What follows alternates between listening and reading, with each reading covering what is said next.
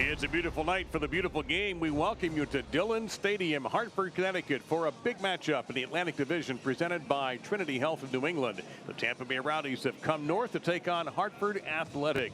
And you'll find, if we show you the table in the Atlantic, the Tampa Bay Rowdies are in first place despite losing 2 of their last 3. And they have 2 games in hand on the Riverhounds. You see Hartford in 4th, but they've only played 6 games and only lost 1. And they have the best goal differential of any team in the Atlantic. With Eric Dobransky, I'm Dave Lamont. Thank you very much for joining us. And Eric, as we look at players to watch, Tampa Bay is a beat-up team, but they still have a guy in their captain, Sebastian Guenzati, who finds the back of the net. And he leads this team with 6 goals, and his patience, his awareness makes him so effective on and off the ball. Off the ball, he sees plays develop so well. Hartford will have to keep track of him throughout the match because he works off defenders' back shoulders so well. And a team that is struggling to keep their players healthy, especially on the offensive end. Guenzati has been critical. And Danny Barrera on a team that loves to score, 4 goals and 5 assists. And he's just so dynamic on the ball, incredibly purposeful. He's so good at unlocking space for others in the attack, but also recognizing moments where he could be dangerous himself. He's going to be so vital to this team influencing the match throughout the night. Very dangerous with the left foot is Barrera. And watch this one. Ping, ping, goal. And oddly enough, both players are their respective team captains. So a big game tonight, maybe the biggest so far this season for Hartford Athletic and for Tampa Bay. They've got to right the ship that has been wobbling just a little bit lately. We'll have a look at the 11s when we return.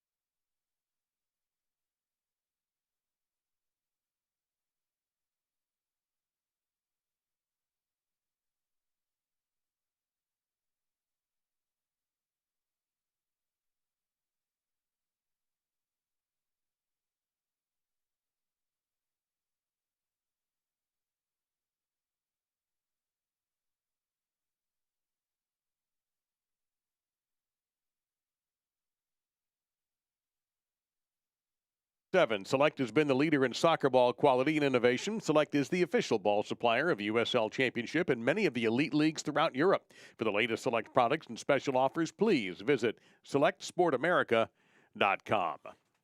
Our officiating crew, led tonight by Joshua Encarnacion, the man in the middle. And we take a look at our 11s, Eric, and for Tampa Bay and for Neil Collins, just trying to find a healthy squad is much of a challenge. And it's a very attack-minded team that mixes spells of possession with moments of quick transition, counter-attacking moments.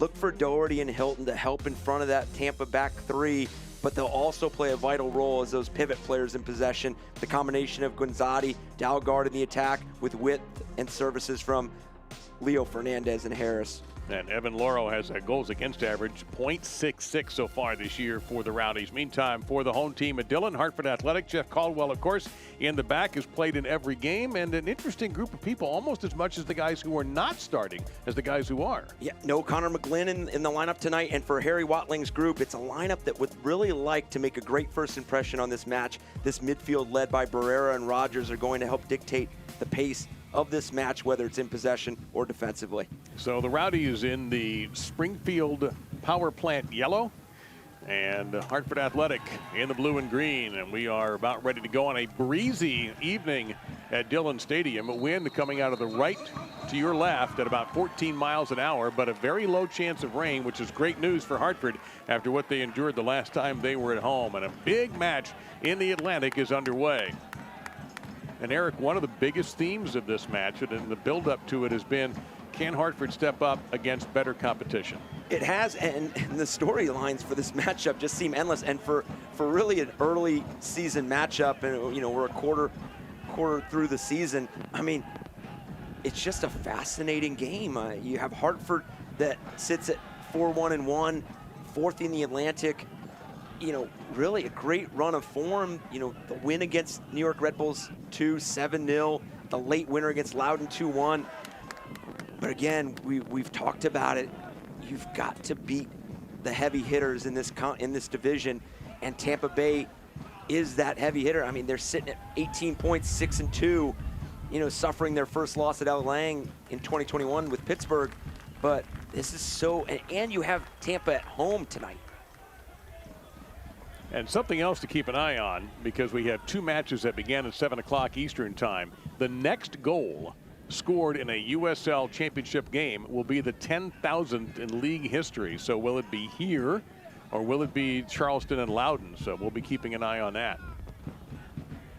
And there are other matches starting a little bit later, but in talking to some of the folks around the league, everybody seems to believe that something will happen before the 7:30 Eastern games get underway.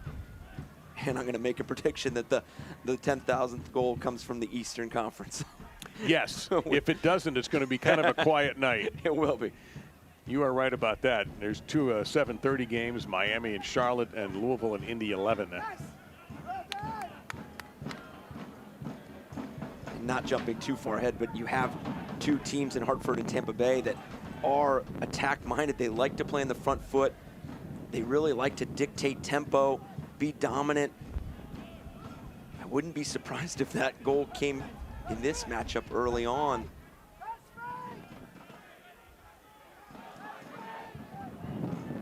Tampa missing three forwards. I asked Neil Collins, well, you know, what are you lacking so far this year? He goes, 3 forwards. And he said that's the biggest problem we have is the injuries and trying to he says it stretches you is the term that he used for it. It is. You almost have to get into this mode of manufacturing goals when it's set pieces, corners, you know, counterattacking. I mean, it stresses the team just a bit more when you don't have that go-to. Now, Sebastian Guinzotti has been phenomenal for this side throughout this season with 6 goals.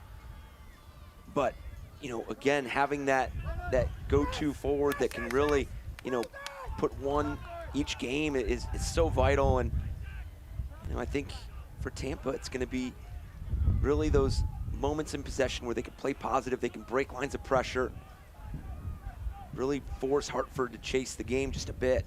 And Harry Watling, the coach for the Hartford Athletic, talks about loving to be an attacking side at the moment. Both sides just poking and prodding. No thrust yet. Now perhaps a little build-up here for Hartford, and that's too strong. It'll be a throw-in for the Rowdies. Well, what do we got for keys for the game here tonight, Eric? For Tampa, well, for Hartford first is dominate the tempo. I mean, first impressions matter in games like this, and what do you want this game to look like both on and off the ball? And for Tampa, it has to be convert opportunities. They outshot Pittsburgh, lost that game 2-1 with the late goal for Guenzati against Pittsburgh, and then they're at a 19% conversion rate overall from shots to goals, and that's 4th in the East. Hoffman Auto Group brought Eric's keys to the game to you. Good crowd on hand at Dillon now. People starting to be allowed to come to stadiums, and it's being reflected in the attendance all throughout soccer, and certainly at the USL Championship level. There is Neil Collins in his 4th year with the Rowdies, a name that has a lot of history in North American soccer, going back to the peak days of the North American Soccer League, the old NASL.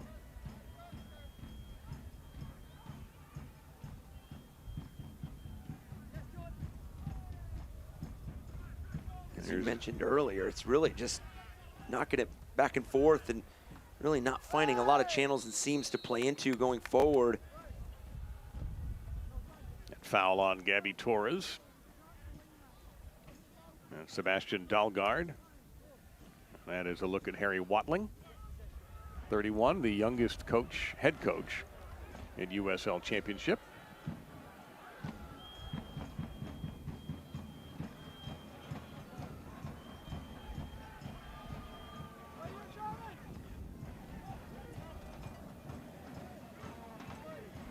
Well, don't miss the next match here at Dillon Stadium on July 10th at 7 p.m. for Seltzer Saturday. It's presented by Truly. Go to hartfordathletic.com for tickets and more information. And a quick look at Charleston Loudon. Nothing in the back of the net in that game yet. And at this point, we really have not had any kind of significant thrusts goalward from either side, which is a little surprising that we haven't had maybe more of an open game. It really is. You really think early, especially early on, you really want to find those balls move, played forward, and even if it's in defeat, and just finding that deeper seam closer to that 18-yard box, and with two teams that really enjoy positive play as well. Now, we mentioned Eric Hartford. A couple of surprises of players who were not in the starting 11, and that's an interesting ball coming through here with Dalgard for Tampa Bay down the right-hand side. Working it out to the Irish player, Jordan Doherty, and he boots it in the wrong direction. But you got Adebayo Smith on the bench for Tampa Bay. Now, most of the time he comes off the bench, but nevertheless, here's a guy, extremely explosive player. Really powerful forward, and the combination of he and Guenzati have been really dangerous. So I wouldn't be surprised to see him come into this matchup at some point. But with Tampa only 5 players on the bench, 16 here for this match. And then Connor McGlynn for Hartford. He's been really the player that's run that midfield. That flag is up there. Well, Tampa Bay, we've talked about their injuries already. You mentioned, and one of those 5 players, of course, is a backup goalkeeper. So it's a pretty good chance if you made the flight, you're going to play today for Neil Collins. Fortunately, the conditions are not terribly taxing. Temperature at kickoff around 80 degrees, about 70% humidity. We've had a brutally hot start to summer around much of the nation, but reasonable weather in the New England area here. We had a quick look at Obregon for Hartford, and I didn't highlight him in the 11, but there is absolutely no doubt that I feel that Obregon's going to have a say in this match, whether it's creating for others and being that playmaker or finding the back of the net himself. Tampa on the run.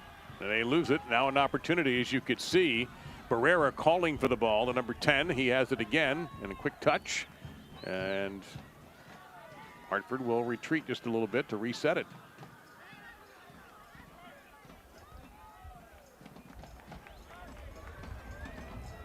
That Tulu. right there was a scene that Tampa will enjoy, is seeing Danny Barrera drop that deep to get the ball and have to play out.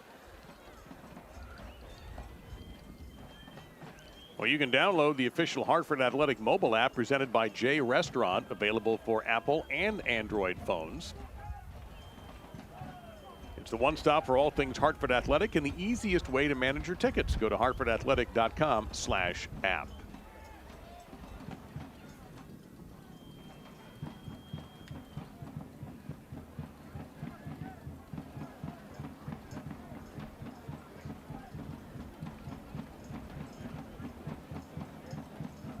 The back line's getting a lot of touches in this game on passes from their teammates. Now the interception by Christian Gomez, number 8, making his first start this season for Harry Wadling. And there is Obregon, 4 goals on the year. Former player with the RGV Toros, and very dangerous for Hartford. Number 29 in the green and blue. And you're absolutely right. Both teams are moving around their back line, and you could see the interchange in the midfield. We just spoke about Danny Barrera dropping into space, receiving deep in his own half. So you can see both teams are trying to find different spaces to play into and different channels. And, you know, this might be the look that we have here early on. Oh, Rogers with an opportunity. Here is Obregon looking, and a fine save by Evan Loro. And we'll have our first corner kick coming up. Really well played ball in here. Obviously it comes from a challenge here at midfield. Good combination play, good link up play. Good ball played in by Rogers. And again, I think Obregon's gonna be a player that if he can find himself 1v1 and in situations like that with this Tampa team that plays this back 3,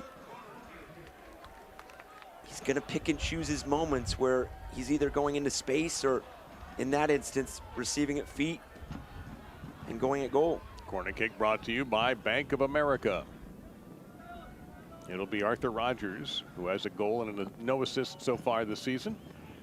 Launches far post, and that didn't work out at all. We have a goal kick coming up.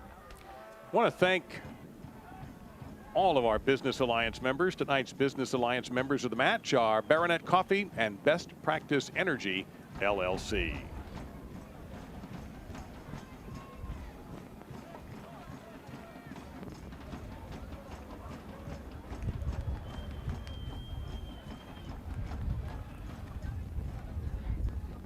And occasionally, in addition to the supporters you can hear with a very catchy drum beat, you can also hear the breeze in our microphones. That stayed tight-roped. A beautiful little heel there by Barrera, but ball very much up for grabs, and the referee will blow this one in favor of the Rowdies.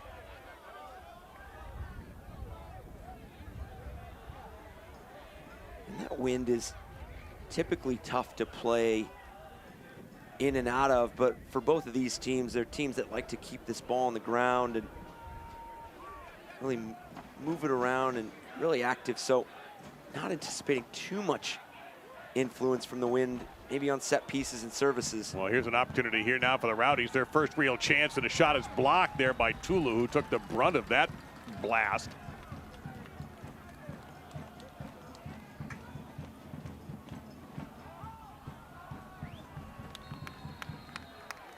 And the offside flag is up from the referee's assistant.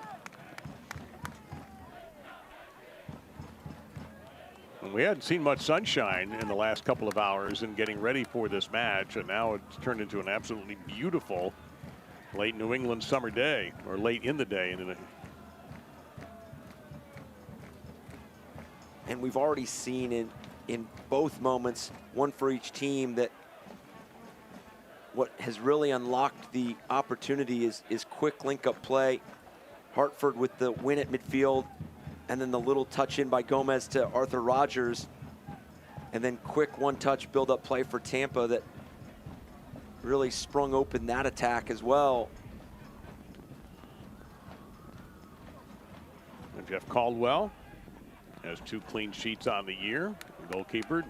And that was a bit of an erratic pass. And tonight here at the game at Dillon is Pride Night, and the USL is committed to supporting the LGBTQ+ community through the Forever Proud project. The USL will strive to create safe and welcoming environments for all fans, players, employees, and partners. Learn more at uslsoccer.com/forwardforever-proud. That's forwardforever-proud. You see the win to the back of the keeper, Evan Loro, there. And a Hartford player shaking up just a touch on that foul. And that was Budati. A lot of international players here. If you look at the rosters, just the guys who are on the pitch tonight, you've got Budati from Belgium, Torres from Brazil for Hartford, and for Tampa Bay, Wenzati from Uruguay, Dalgard, Denmark, Fernandez, Brazil, Doherty, Ireland, Hilton, England, Deon Harris, Canada, Aaron Guillen, Mexico, and Jordan Scarlett, Jamaica.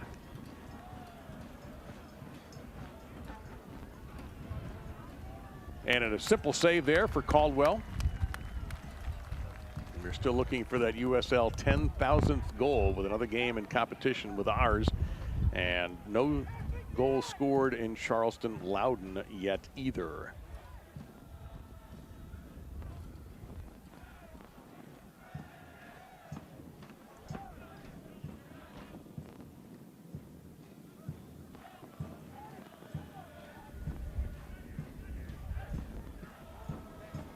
And back to the keeper we go. Quick distribution off to Janjingen.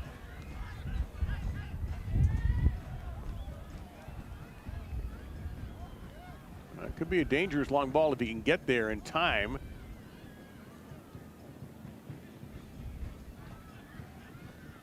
Barrera gets it back. Very dangerous with that left foot.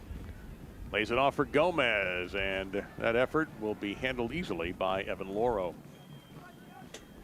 Hartford Athletic would like to extend a special thank you to our presenting partner of tonight's Community Health Night, Trinity Health of New England. Tonight we take a moment to recognize some of the incredible healthcare heroes in our community who have worked tirelessly and selflessly during the COVID-19 pandemic.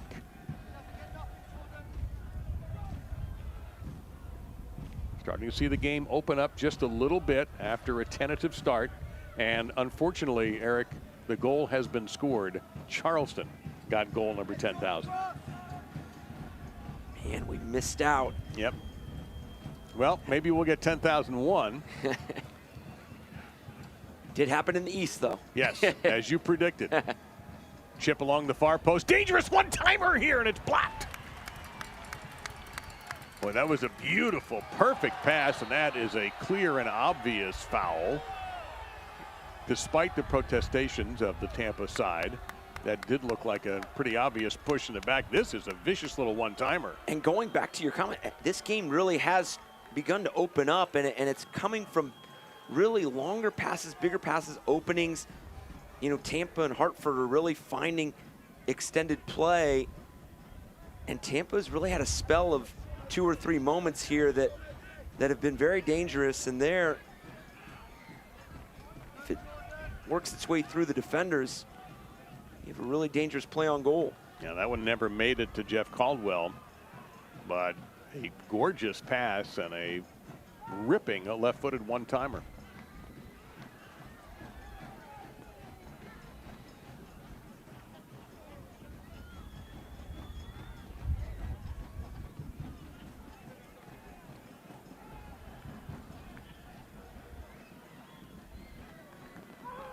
Arthur Rogers wanted the ball, and he has it now. Distributes it off to his left. Torres. And another corner kick coming up. Second one for Hartford, and it'll be the Englishman Rogers to take it.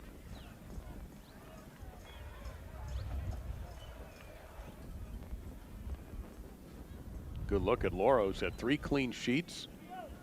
Came into this match with 19 saves. He now has 20. He made a beautiful save already in this match.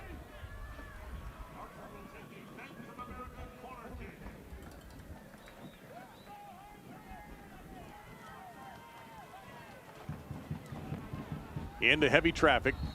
And a whistle and a foul there are going to be called against Hartford Athletic, who comes into this game 4-1-1, only 6 games played. Their schedule really picks up in the fall. They have an incredibly busy September. This is obviously their last game for June. They have 5 matches in July, 6 in August, 7 in September. So fitness and some fortune may have a lot to do with how the Hartford Athletics season plays on, and a little bit of a touch there, and it's going to go in favor of Hartford. So this is a good opportunity here for Hartford Athletic. If a referee did blow the whistle, pointed, and then allowed them to throw it in. Looks like he waved off his own call. Yeah, it's going to be so important for these teams in the Atlantic that you pick up points early, because there's really opportunity to fall behind. And you go back to that Charleston Battery game right now. I mean, Charleston is a team that, most expected to be in that race to be in the top 4, and needing points and host, playing a Loudon squad that plays everybody tough and just seems to drop either late goals or tough results. And then you have Charlotte traveling to Miami tonight for a 7:30 kick. And this Atlantic is going to, it's going to be very tight to find a way to get into that 4th playoff spot. Yeah, Miami got out to a hot start, but they've kind of faded a bit. Nobody seems to really have them figured out just yet, and probably least of all Miami has figured themselves out yet. But also, Eric, as you touched on, we still have a long way to go in this USL Championship season. And I think to that point, it's really for a lot of these teams that you're still trying to find consistency. It's, can you get a few results when your team might not be playing as well as you'd like to see them? And we've seen, Hartford get a fantastic result against New York Red Bulls 2 at 7-0, and then need a 96th minute goal against Loudon to get a 2-1 win at home. But those are moments where, and that was a Loudon game where Loudon absolutely had the better of the play in the second half, and Coach Watling will admit that. First half, all Hartford. Loudon was tremendous in the second half. Really probably deserved a second goal themselves.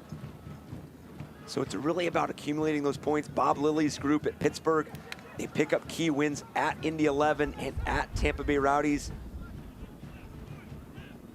A game that Neil Collins, the head coach for the Rowdies, felt like they could have equalized and maybe even won. His team scored in the 91st minute to make it 2-1, and he just said time ran out on us, and he repeated that when we talked to him a couple of days ago.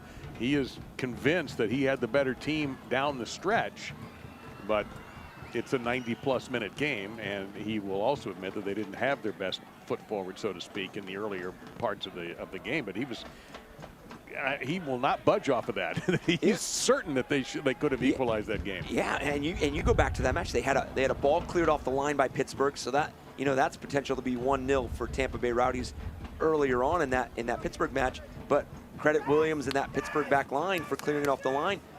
And Neil Collins, he said it. Pittsburgh took advantage of their chances because they outshot and outpossessed Pittsburgh. Throw in for the Rowdies coming up, looking for our first goal. The only other match going on right now, Charleston leading Loudon 1-0. No discipline so far.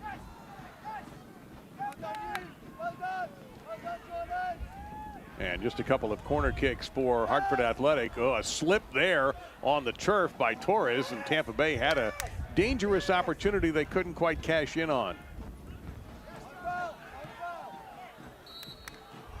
And just that little push. Look out there, fellas. A little tanglement along the sideline, and coming up hot is Lewis Hilton, the midfielder, and an important player for Tampa, who felt there was a little deliberation in the collision with Walmer Martinez outside the line. The referee Encarnacion trying to settle these guys down. But Hilton is pretty hot about this. I heard you mention that there has been no discipline so far in this game. No yellow cards, no. And again, this goes back to a heated Atlantic Division matchup. And you talk about first impressions and how you want this game to look on the ball, but also understanding defensively and physically, how you want this match to play into your favor. And it's going to be two teams that aren't going to back down and really want to make sure that everything is contested. Rogers surveys the pitch.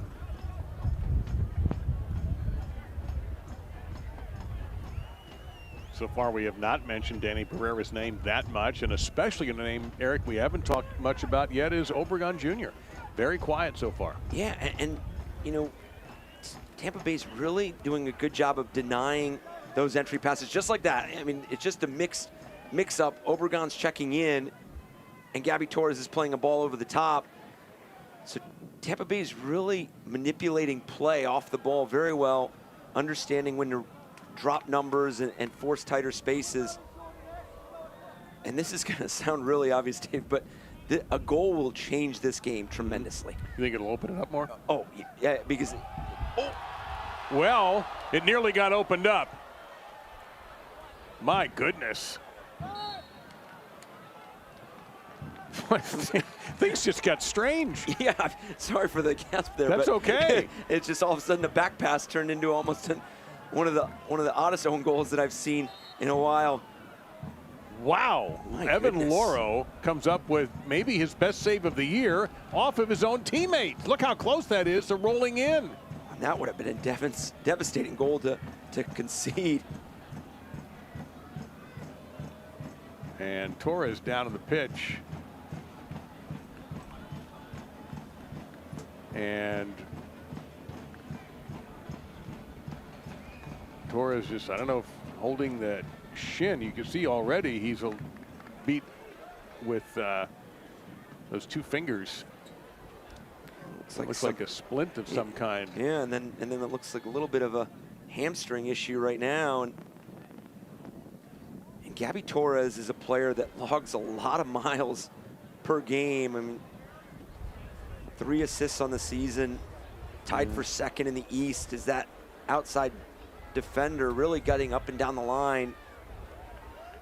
Well, we're sort of having an impromptu hydration break here while the athletic trainer takes a look at Torres. You know, Hartford does not have available a very good offensive player in Bradford Jamison, the fourth, who had a hamstring injury a little while ago. So Torres he may not be able to continue. And it looks like Hartford's going to go to the bench and bring in Nicholas Cardona. So the evening is over early for Torres.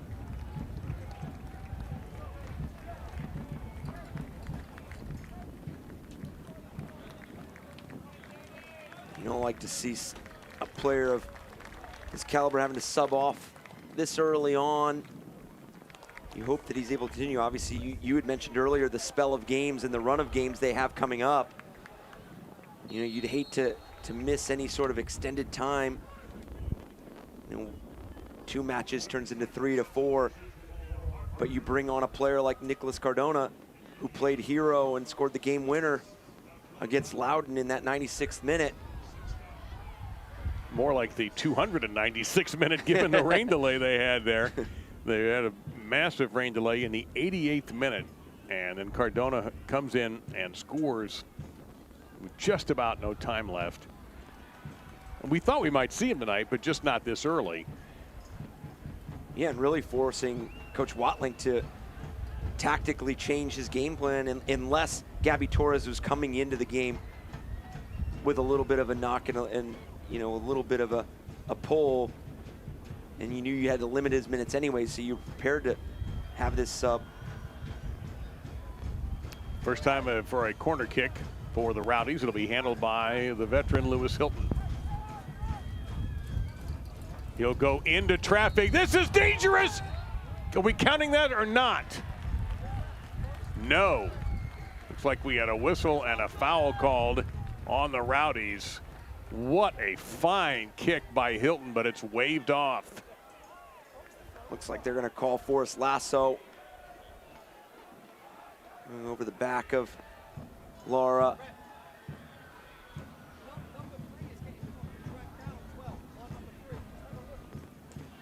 So a huge break for Hartford Athletic. I don't know if you can deliver service much better than what Hilton did right there. Really good shape on the ball, really inviting. But Forrest Lasso called for the push-off, and that wiped out that. Jordan Scarlett back to the keeper, Laurel, whose toughest save was on his teammate. So we've had a near own goal and then a ball that was put on the back of the net that was waved off by the referee. Got to be careful with this pass here as Hartford, a mental error there. Cardona was kind of casually waiting for Caldwell's pass, and Caldwell maybe shouldn't have done that. And you're starting to get the sense that somebody's going to score before halftime. It does. I mean, there's just a lot more intent going forward. And it seems there seems to be a lot more mistakes building out of the back as well. Mm-hmm. I was waiting for you to say that because I feel 100% with you on that. It's just that play has been a little awkward at times. Guys are slipping. I don't know if the turf is an issue or they're just having a hard time. You've had a substitution early. You've had a near own goal. You've had a goal wiped out. I'm not sure what else we have coming up. The only thing we haven't had is a goal, and here's a chance here. A gorgeous feed into Obregon. Just couldn't quite get much on it, and Evan Lauro was there to save the day again. And to our point, it could be two different factors. First, each team is pushing their line of confrontation up just another level, another notch, really causing some havoc and pressure. Now the action going end to end, and a nice steal played there beautifully by Cardona.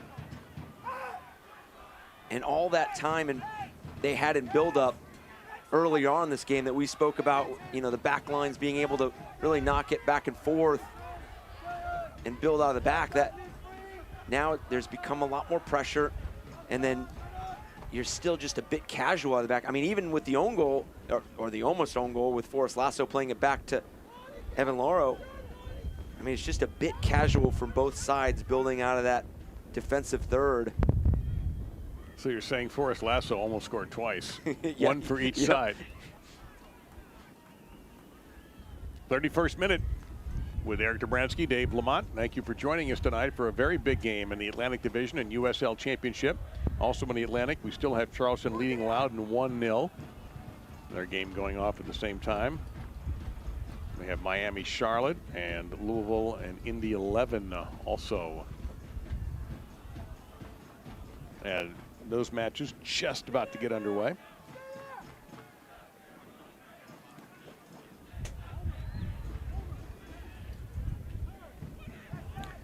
Now Wilmer Martinez didn't have any help that he liked, so he sends it back to Tulu, who has it again. Barrera well marked by Lasso. And boy, there's a lot of those nuclear yellow jerseys around the ball right now.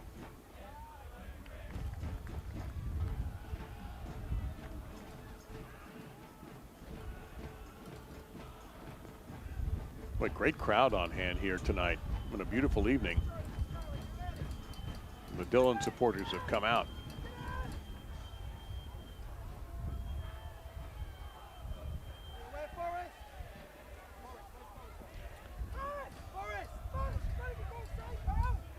They're yelling at Forrest Lasso what to do. He does it. Gets it to Dahlgaard. Dahlgaard, 1v1 against Janjigan. Shot there, blocked, and a goal off the rebound. And Tampa Bay is on the board. And who else but the man who always seems to be in the right spot? His 7th goal, Sebastian Guenzati.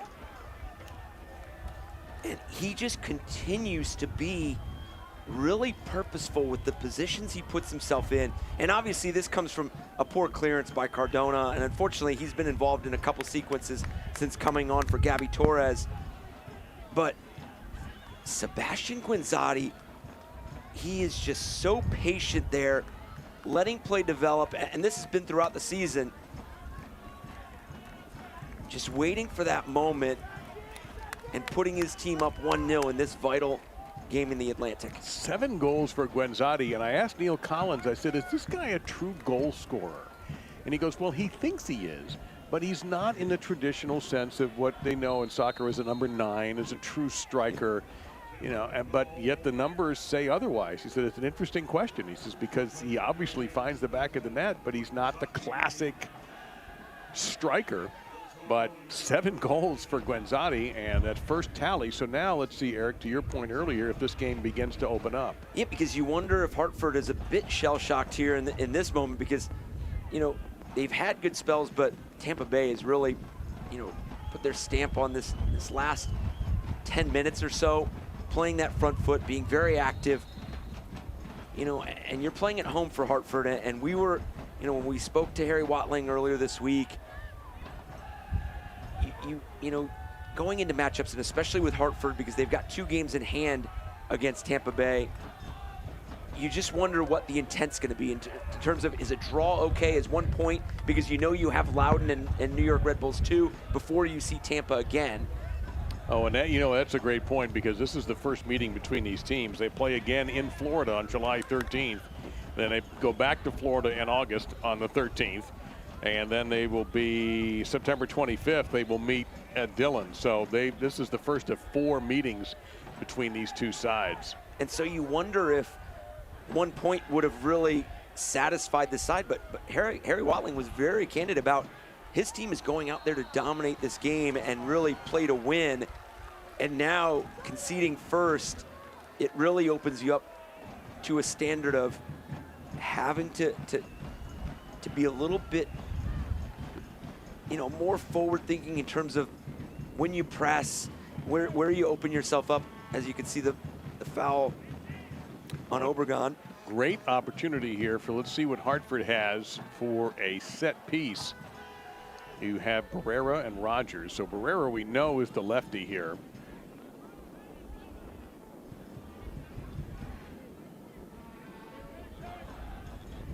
Alex Lara there, who's logged over 1,000 minutes for Hartford. It'll be Barrera, delicate chip into traffic, and that is still going to be chased down by the Rowdies. Can they save it from a corner kick? No, they can't. It's a heck of an effort, but it's not going to work out for Dahlgaard. And a corner coming up here for Hartford Athletic. Nope, they're going to rule it a throw-in. So he saved them the corner kick with that extra effort. Rogers. Interesting footwork for Rogers. Potentially dangerous cross into traffic. Tampa Bay, I believe, thought there might have been a handball there. They thrust their hands up in the air to no avail. Chip across, and that was dangerous. That forced Evan Lauro off his line. And this is what you want to see from Hartford and their response to giving up the goal. Obregon really placing that ball 4 post. They got a corner out of it. Rogers. Oh, man, did that have intention? And an unbelievable save. And now we're going to get the call against Hartford. Wow, Evan Lauro was somewhere in that mass of humanity and came up with a big save. And I wonder if the call was offsides or a foul here in the 6-yard box, because it looked like Hartford had a number of opportunities. And the offside flag was up right there. I don't know if that hit the post. We couldn't get a clear look at it, or if Lauro came up with a save. Either way, it is remaining Rowdies 1-0, and they are on the attack. And a bit of a bad pass there slows down the attack. And now what can Hartford do as they trail 1-0? Clever little pass there by Barrera. Janjigan. And now Martinez, and here comes Hartford Athletic looking for an equalizer. That goal, by the way, by Guenzati, number 10,001, because 10,002 has been scored by Charleston, and they lead Loudon 2-0. Seems like Charleston's having a lot of fun over in their matchup. Really need 3 points out of that match for Charleston. But going back to Guenzati, his 7th of the season, and it puts him tied for first in the East with Nico Brett from Birmingham Legion. Ooh, good ball here. Udari has it back. A lot of yellow around there, but that wasn't a very effective header. Traffic. And again, Tampa Bay's back line, the equal of that fine effort at a cross. Great clean tackle there by Alex Lara.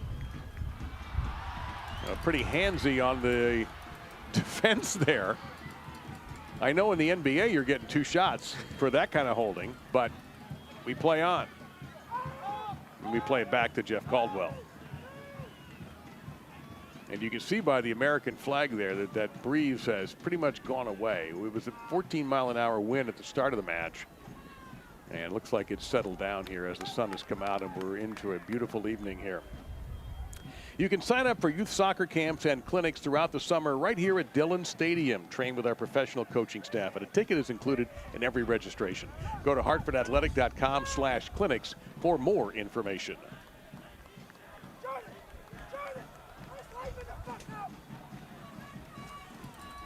And tonight's virtual walkout kids was presented by the Hartford, and that's the Southing Soccer Club. Be sure to check out our group experience page to participate as a virtual walkout team this season.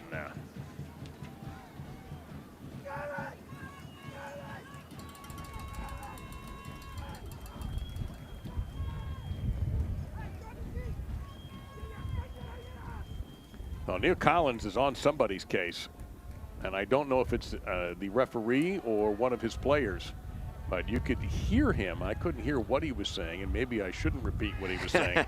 But he was on somebody's case and pointed at them. You see Neil there in that black golf shirt and the gray slacks. And I think for him and his team, it fully understanding how important it is to finish out this first half up a goal, because the momentum has definitely shifted towards Hartford. You could see them playing with a little bit more urgency and commitment going forward.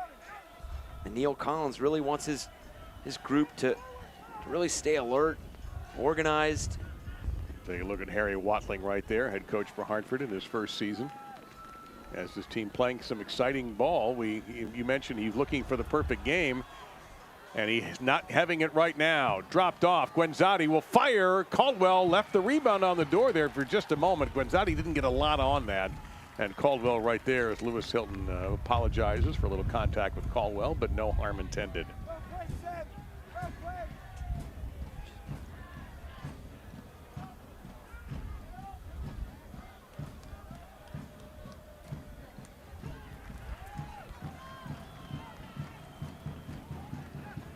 Barrera. Ian Obregon expected to be the offensive thrust for this Hartford group.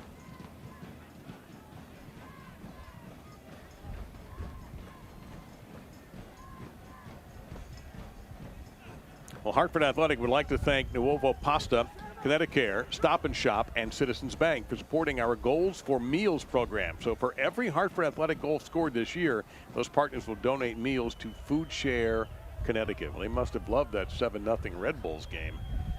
Did a lot of good for a lot of people with that performance. Featured a Connor McGlynn goal from half field. Unbelievable performance, and really a lot of credit to Hartford right now for really putting their stamp back into this match after giving up the goal. Really looks like they're building upon really good tempo. Now can you find a result from it before half? Rogers with the interception, trying to play through. Obregon, the chip is headed off the line. That could have been a goal, probably was going to be a goal, and Guillen got there. What a tremendous play by Guillen, because clever ball played into Obregon, and the awareness to chip Lauro, and that ball was absolutely going into the back of the net, and Guillen doing such a great job tracking back. And he actually did something fairly similar against Pittsburgh Riverhounds that almost found the third goal, and he had headed it off the line and it hit the crossbar. So he is just really good with covering Lauro, just never stopping his run. Another corner kick, far post, and good effort on the header, but it's going to be a goal kick coming up. 4th of July weekend starts with a bang when the USL on ESPN continues on July 3rd. That's Saturday next week. It's a Golden State clash when San Diego Loyal plays host to Sacramento Republic, July 3rd at 7 p.m. Eastern, and that one's going to be on ESPN2. And while I have another moment prior to Loro's kick, Hartford Athletic would also like to thank our founding partner, Travelers. Thanks to Travelers, presenting partner of our Community Champion Program, children from underserved communities throughout Greater Hartford are able to come to the matches free.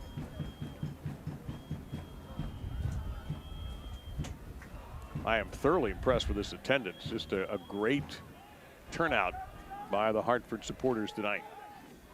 Such an incredible fan base here in Hartford and really throughout the USL. I mean, talking to a number of coaches pre-game, and Guenzatti lurking there, number 13. It goes between his legs and is swept aside. You really, that home field advantage is back here in 2021, and the ability for teams to get that bit of energy when you know they lack it a little bit from the fans. I mean, you talk to a number of coaches, it's those fans that push you past the line to finish. And you know, you go back to Hartford's win against Loudoun, you know, crowd was tremendous throughout. You always get a great crowd at Al Lang Stadium in Tampa. And now we have Obregon on a breakaway, dealing with Lasso, looking for help. Pass across, the goal mouth is open, and that touch is too heavy. And oh man, the game has really opened up as we have a couple of minutes of stoppage time, and it's brought to us by Brignoli Vineyards, or Vineyards, pardon me.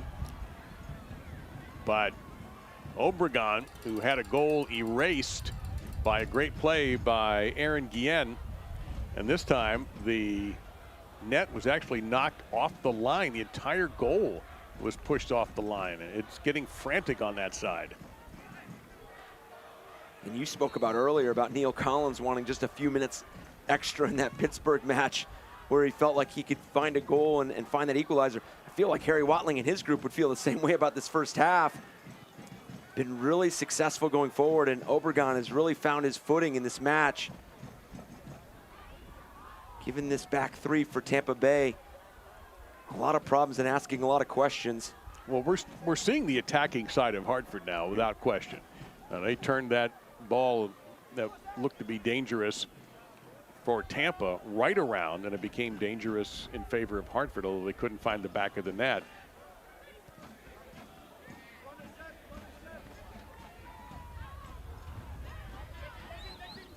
Obregon Jr.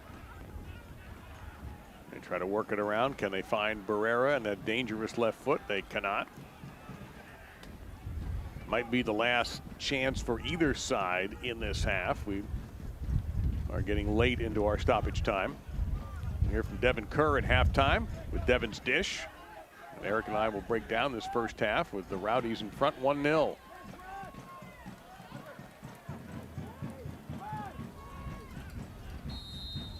And there you go. So the goal by Sebastian Guenzatti, the Uruguayan, found the back of the net for the 7th time this season.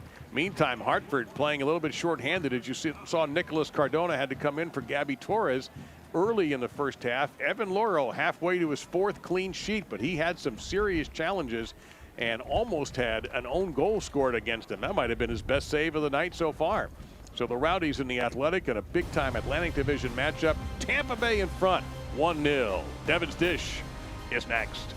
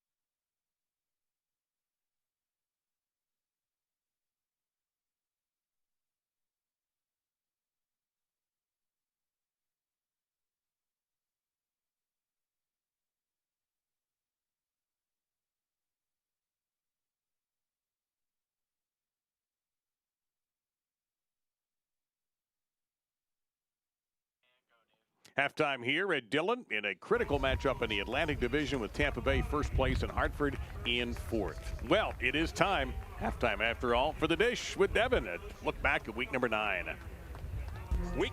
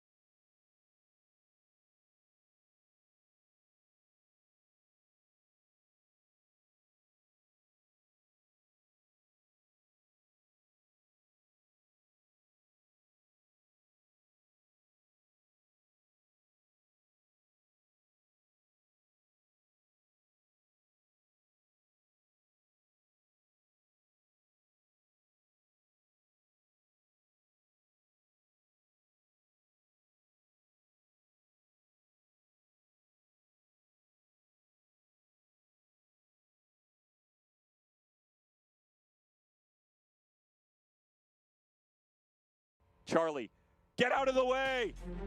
Get to the chopper. Jack Blake is here to help us out. Another goal by Jack Blake, 57th minute. This game tactically, you didn't have to worry about what was going to happen. It was who was going to execute. Arturo Rodriguez brings Phoenix back within one, 66th minute. His first goal in a Phoenix Rising uniform, his first goal in the USL Championship, and that is how it was end. 6 games between these two, 3 wins for Phoenix, 2 for San Diego, 1 draw, 23 goals between the two. They're the 2 best friends that anyone can have.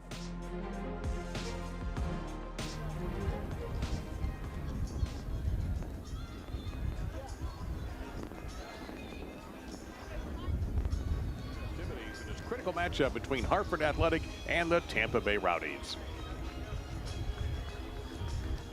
Anything get in my way of achieving my goals, which were to be a professional soccer player. So the first opportunity I got at preseason, when a teammate asked like if I was dating a girl or something, I just came out to a bunch of my teammates at dinner and said, no, I'm gay. All I needed to do was that one time, because then I didn't lie. Your sexuality should never limit you from playing the sport you love.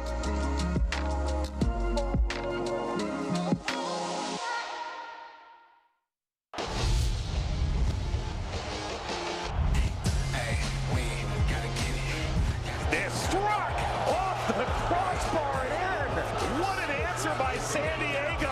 Oh, music in. McCreary brings it down to his chest. Jordan McCreary has tied it here. Takes a hard strike, saved by Romel Gomez.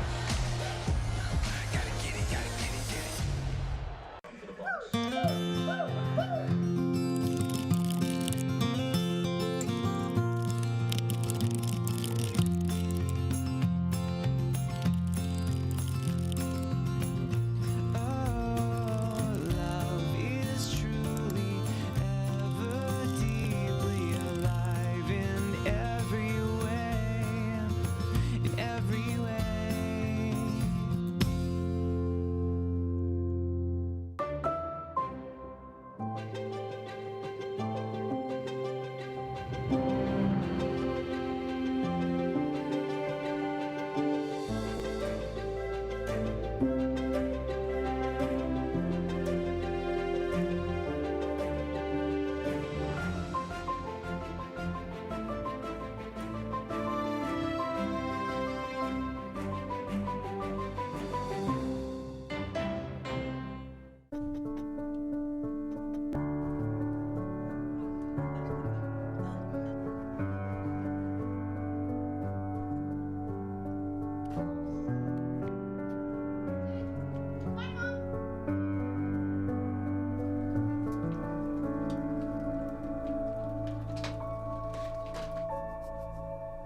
We don't just protect things. We help protect the life you've built around them. Travelers, it's better under the umbrella. Sebastian Guenzotti's goal has given the Rowdies the 1-0 lead here at the half. Walgreens is proud to support Hartford Athletic. Our featured changemaker for the month is Sunsere Cicero of Walgreens. Nominate someone making a change in your community, and she or he could be recognized as a changemaker of the month. Go to hartfordathletic.com/COTM to learn more. Take a look at some of the news and notes around the USL Championship. And my goodness, El Paso Locomotive churning along like a, well, 18 regular season matches without a defeat. It's been almost a year since they last lost a game. Cameron Lancaster is 3 goals for Lou City FC. They're in a battle right now with Indy, 2-2, and he is the clear audio player of the week. And SoCal NorCal on Independence Day weekend, San Diego Loyal versus Sacramento Republic FC. That's July 3rd, 7 Eastern on ESPN2. Eric, scores from around the league. We've been talking a little bit about what's been going on. And from the board, we saw Pittsburgh eke out a win against New York. You were on hand for that. Yeah, and they get to sit back tonight and watch the Atlantic Division play and see some of these results unfold. You can see at the bottom, Charleston Battery up 2-0 on Loudoun United. You look at Colorado Springs has been on such a good run of form right now. Great result against Tacoma with the great win against New Mexico United. And then San Diego over Las Vegas. Really good matchup last night. Took a late goal in that match to get a result. And we'll add Miami and Charlotte, 1-0 Miami, and they're still in the first half there. And so plenty to look forward to, too, with the USL on ESPN. We talked about that game on July 3rd. Going to go to Oakland and Vegas at 10 Eastern.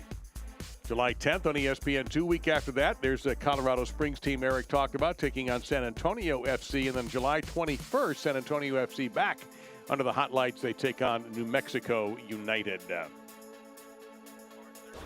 J Restaurant is proud to support Hartford Athletic. Visit J Restaurant, located at 297 Washington Street in Hartford, for their special Hartford Athletic Booznanza drink. Show your game day ticket and receive 10% off of your entire order. Tampa Bay in front, 1-0.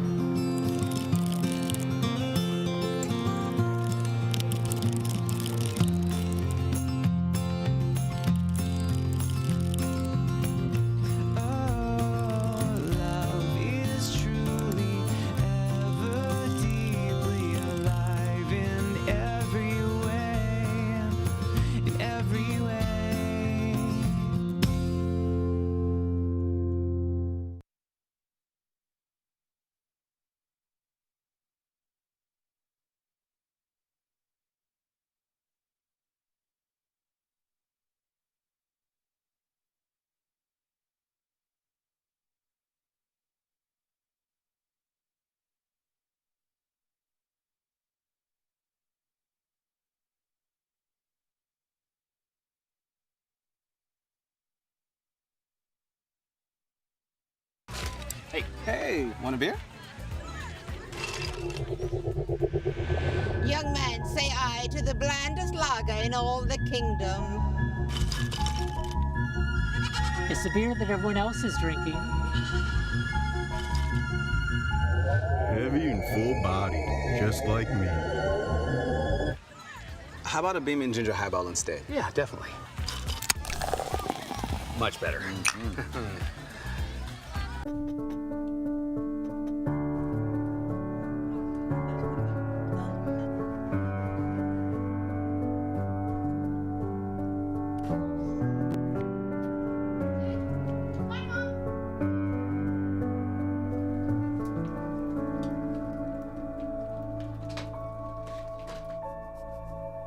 We don't just protect things. We help protect the life you've built around them. Travelers, it's better under the umbrella. We are getting very close to beginning our second half, so we have to a quick look back. Eric Dobransky in half number 1 for this Tampa Bay Hartford Athletic matchup. And it really started a little slow. Both teams really trying to find different areas to attack. And Hartford with the first opportunity of ball one here at midfield.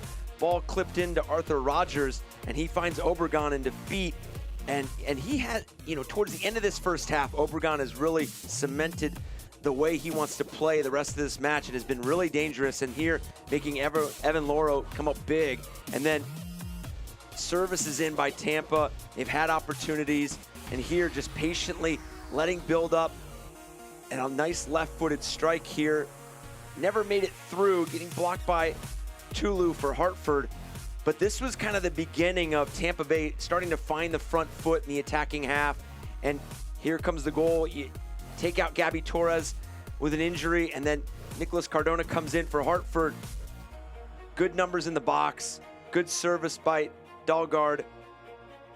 And then a poor clearance here by Cardona. It kind of skips up on him. And then there's the man, Sebastian Guinzotti, just always in the right place, always knowing what to do right in front of goal, sealing his 7th goal of the season, tying him with Nico Brett with Birmingham at the first in the East. Well, possession is 60-40 in favor of Hartford Athletic. And they've had 4 corners to 1. And shots are even at 6 shots on target, 4-3 for Hartford Athletic. And Tampa Bay has rejected 3 Hartford Athletic shots. So here we go with half number 2. Tampa Bay in the extreme yellow. And with Eric Dobratsky, Dave Lamont here.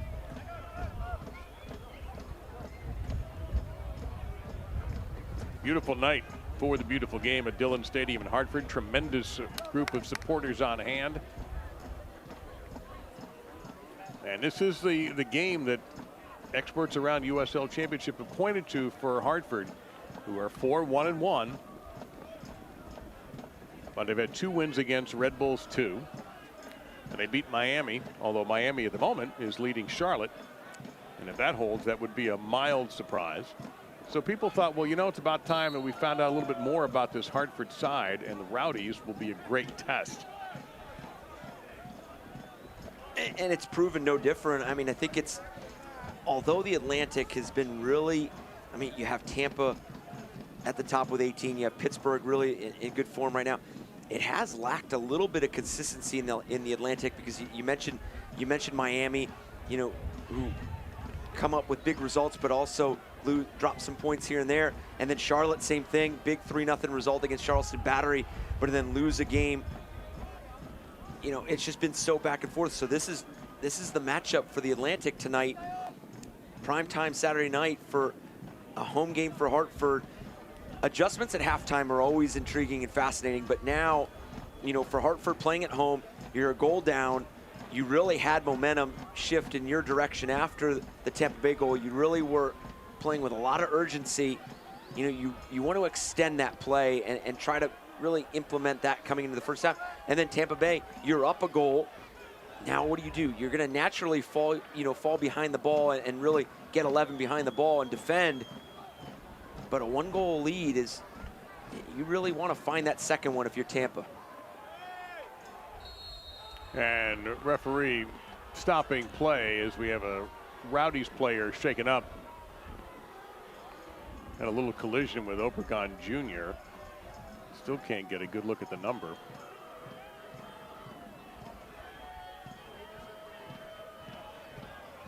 It's like he caught Guillen.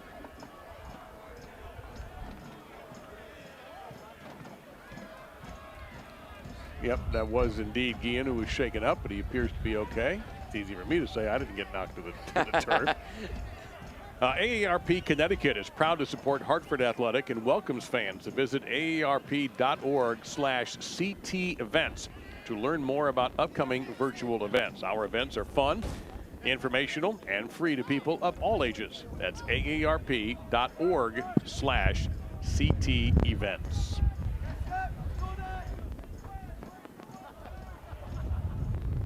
And you can see you can hear, and if you see those umbrellas in the back over there, the breeze has picked up, but it's kind of gone away. But it looks like starting to get a little bit windy, and that was coming from right to left on your device.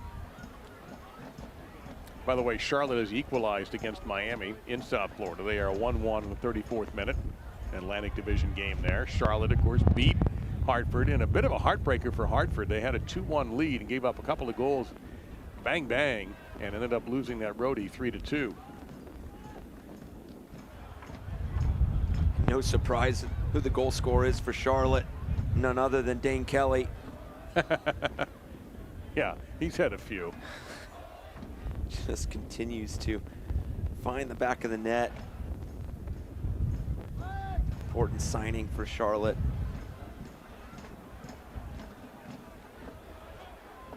And it seems as if the second half is kind of off to the same start we had in the first half.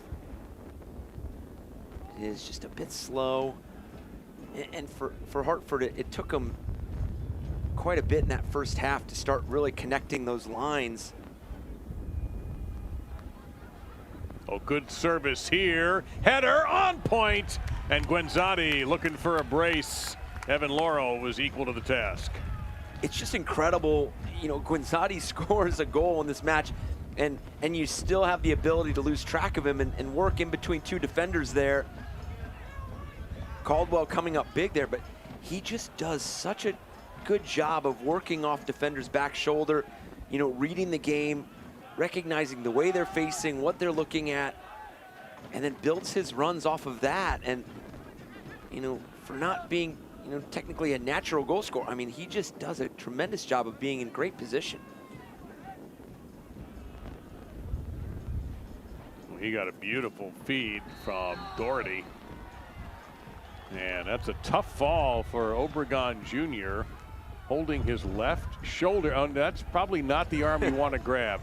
Appreciate the sportsmanship, Jordan Scarlett, but if the guy's holding the left shoulder, grab the right arm. There's the proper medical technique shown by Christian Gomez. Here you can see Tampa Bay is going to want to play Obregon tighter and really be touch tight, where as soon as that touch comes in from Obregon, you're on his back, not allowing him to turn and face and go 1 versus 1 and create for himself.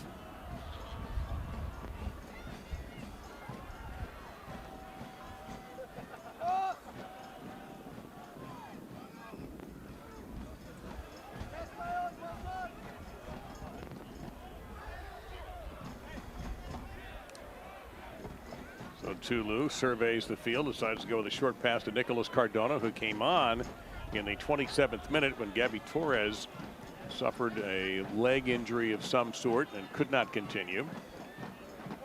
That one deflected a little bit by Hartford, but maybe an opportunity here for Zach Steinberger, number 8. And Hartford comes away with it. Hartford Athletic would like to extend a special thanks to our partners Jim Beam Bourbon and Hornitos Plata Tequila.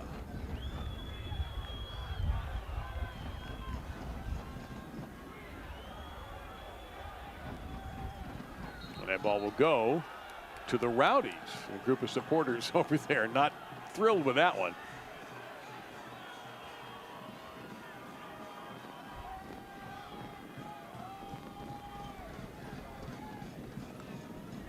You hear a little yelling from that crowd about that call, but it stands, of course. Tampa Bay maintains the possession with another throw-in. Tampa Bay getting Sebastian Guenzati's 7th goal of the season. And those young fans had a chance to get a touch.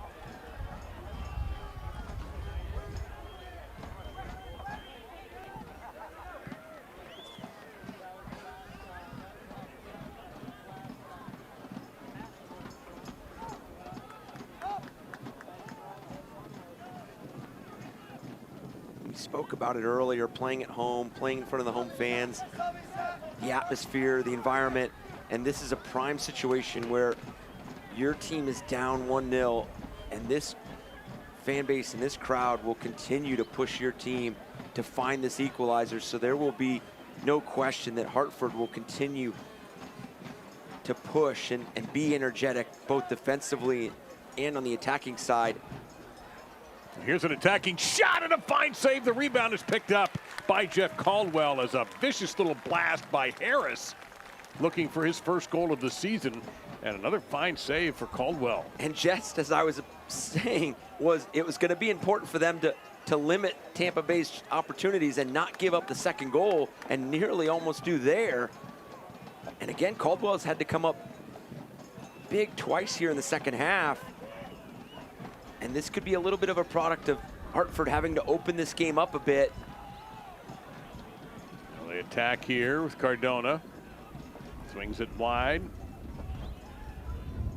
Budari. He had the big assist the other night on the late goal by Cardona. A name we haven't called yet in the first near 10 minutes or so is Danny Barrera, number 10. And he now just hanging around the line of the 18. Gets a touch there. Opportunity for Obregon, and it's blocked.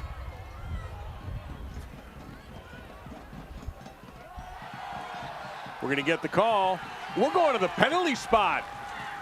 A penalty kick has been awarded as the foul occurred just inside. This is really close. And Hartford will get the chance from the penalty spot to equalize. It is, and very fortunate for Hartford. Really just a play that was going away from goal, and yeah, it looks like Guillen gets there just a bit late. Budati right there and picking up that foul. The referee Encarnacion rules a penalty kick. So Evan Loro will take on Juan Carlos Obregon Jr.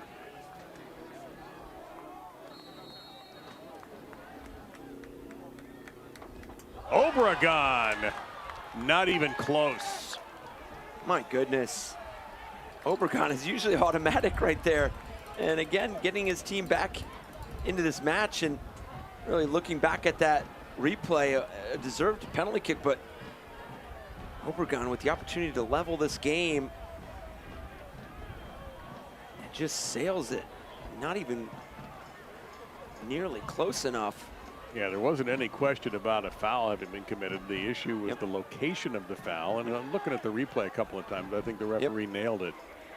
But unfortunately, Obregon Jr. over-served his PK, and so we remain the Rowdies in front 1-0.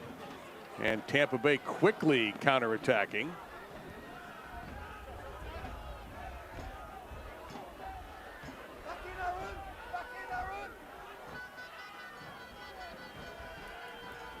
And way far away from home is Loro.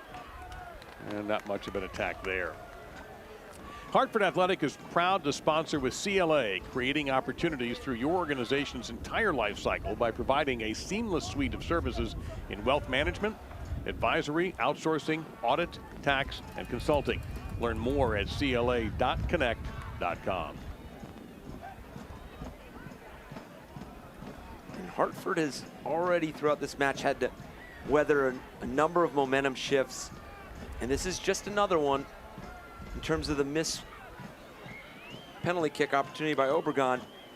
That's such a punch in the gut, though, especially when you really think here's your best goal scorer, arguably, and you're about to tie this thing up. It is, and you know, and you have this opportunity with well over 30+ minutes left in the match, and you think if you find the, I mean, you try not to jump ahead, but if you're Harry Watling and his group, you think if you find the equalizer, then you have plenty of time to find the game winner as well.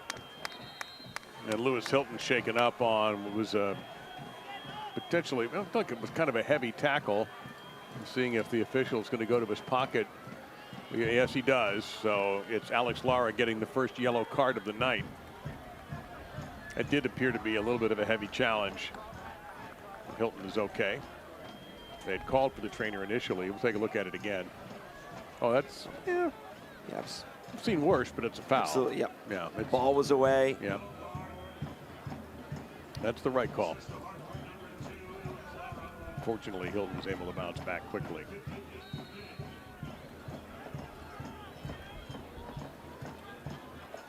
Tampa Bay, top of the table in the Atlantic, 6 wins. 2 defeats, and they've come in their last 3 games, so they have been a little bit off of form. So this would be a huge win for them. Look out there. That looked like that was Harris flashing toward the goal again. Take a look at Lara, who got hit with the first yellow card of the night. Well, we tell you, we want you to share your match day smiles. Take a photo in your Hartford Athletic gear with the hashtag #MatchDaySmiles and tag @DeltaDental to be entered in a contest to win VIP experiences at Dillon Stadium. We touched on the momentum shift for Hartford missing the penalty kick, but for Tampa Bay, it's just it's got to inject energy into this lineup because, okay, it really wakes you up, and now you really tune into the details. A little danger there, but Tampa Bay more than equal to the task. Tune into those details. What's my role in transition? What's my role in services? Well, Neil Collins thought that Harris was fouled by Tulu. The referee did not agree. Like Harris was just falling a bit on the turn.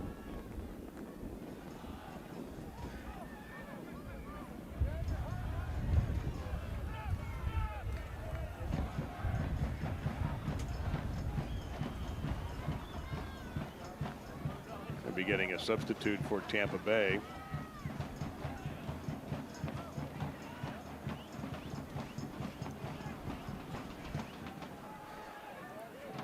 Let me correct myself there. That's actually Hartford with Itaka. And a chance there for Hartford. Itaka, an attacking player, and let's face it, Hartford needs offense right now. Of course, they do have a missed penalty kick. They had what was nearly an own goal in their favor, swept away by Evan Loro. And obviously Obregon Jr. realizes he's offsides. And the substitution is going to be for Obregon. No, I correct that. That is not an offside call. That's going to be another corner kick coming up. Brought to you by Bank of America. And it's Barrera who will take it. So you go lefty in swinger here. And are they going to make the substitution now? Yes, they are. And Obregon does indeed leave the match. And Preston Tabort Itaka.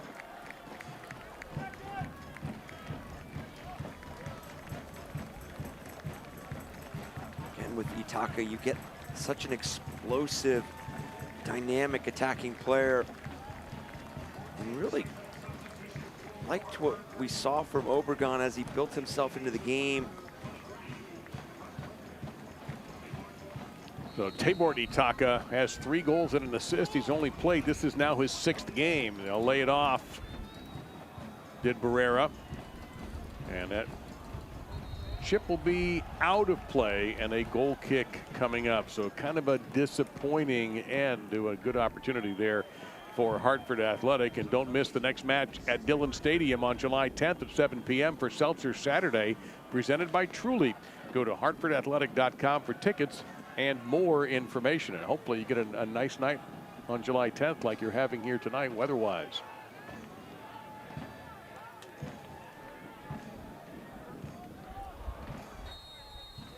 So 2 substitutions made so far by Harry Watling, one necessitated in the first half by injury to Gabby Torres. And Neil Collins has yet to go to his bench, which he doesn't have a lot of, but he has enough. 5, one of them, of course, being a keeper.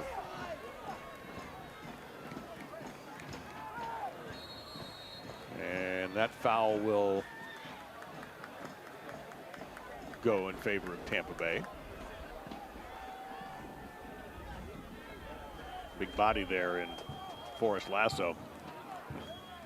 And you've mentioned it earlier, the inability to really have Hartford get Danny Barrera involved in this match. And again, a lot of credit for Tampa Bay because they've been able to screen and limit passes played into Danny Barrera. And you can see in that instance where he drops in and tries to receive, they've done a tremendous job of getting numbers and defenders around Danny Barrera. And even when he does receive a touch, he's quickly closed down and forced to either play backwards or sideways.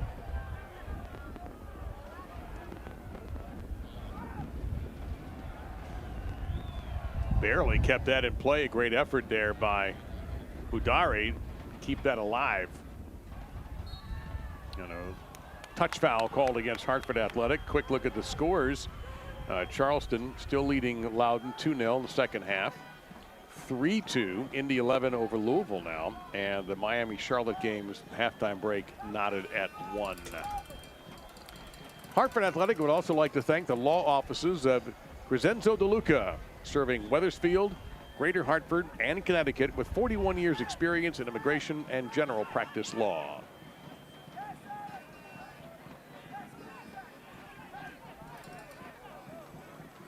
Steinberger.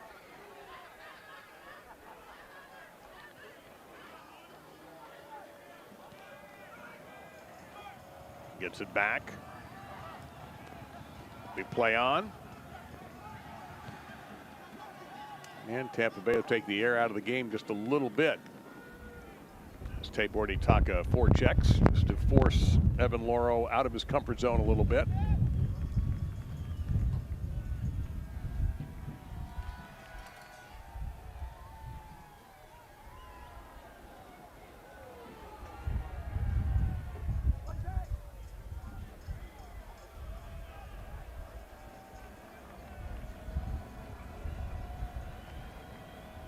Tampa Bay pressuring, looking for what might be a backbreaker.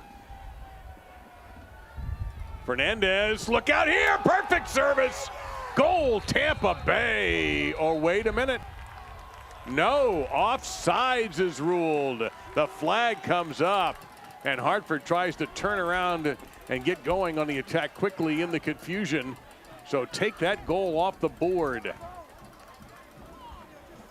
And that must be the slightest of offsides, because it looked like a really well-timed ball in and really well-timed run by Harris.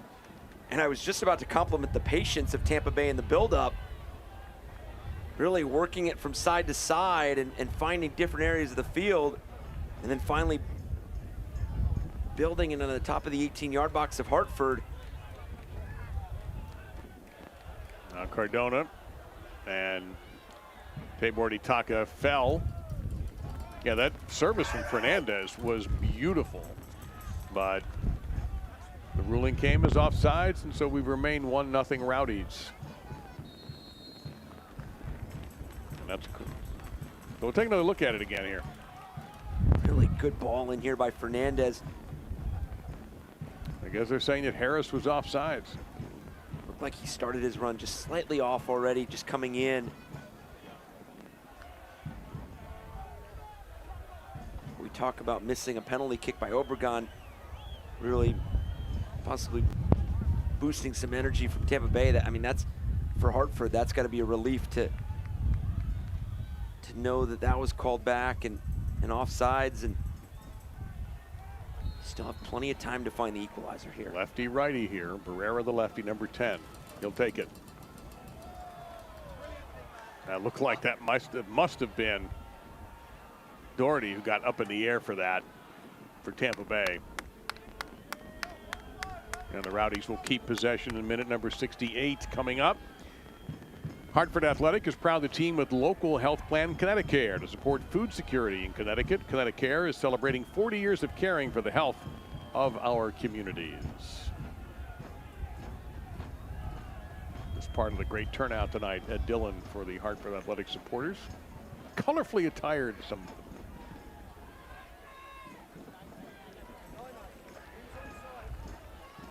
But they have yet, they've not had a goal to cheer about. They had a penalty kick opportunity that was missed. And a couple of good saves by Evan Loro as well, especially one in the first half. And maybe his best save was when Forrest Lasso passed back to him with a little bit too much pace on it, and Loro made a sliding stop and got it off or out of the goal mouth. Maybe two more rotations before it became an own goal. And now here's a chance. Harris, and Tulu is right there to slam the door shut on that, and Harris called for a kicking foul there.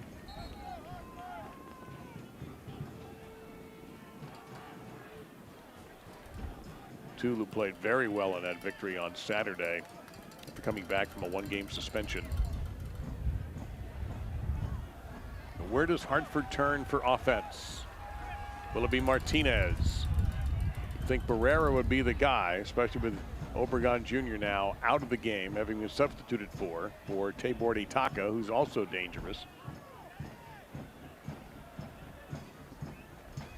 We still have not seen McGlynn, Connor McGlynn.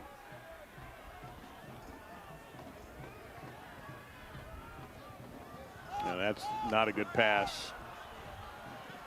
Great effort there by Cardona to run that down, but that's a mistake that's going to cost them real estate.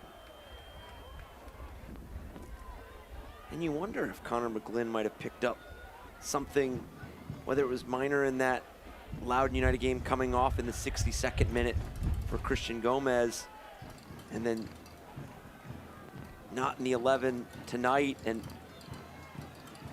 clearly hasn't come on as a substitute. I've tried to drop that off for Barrera, but Tampa Bay just quicker to the ball. Hartford now pressing big time. Budari. Rogers attracting a lot of attention. Back to Cardona, who's got a little bit of space to work with. Gomez, but no trouble for Tampa Bay. Visit HartfordAthletic.com to see our pub partners and make sure to pay them a visit and support our local restaurants and bars. This year, our pub partners include City Steam Brewery in Hartford and TK's in Danbury.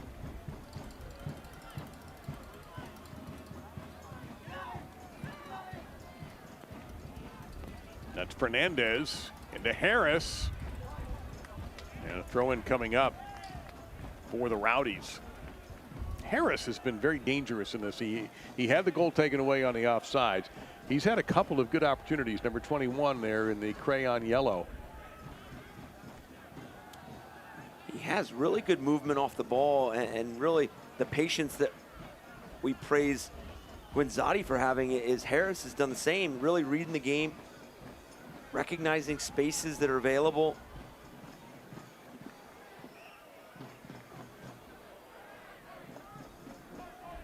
Tampa Bay maintains the possession. We get a shot here from distance, not from there.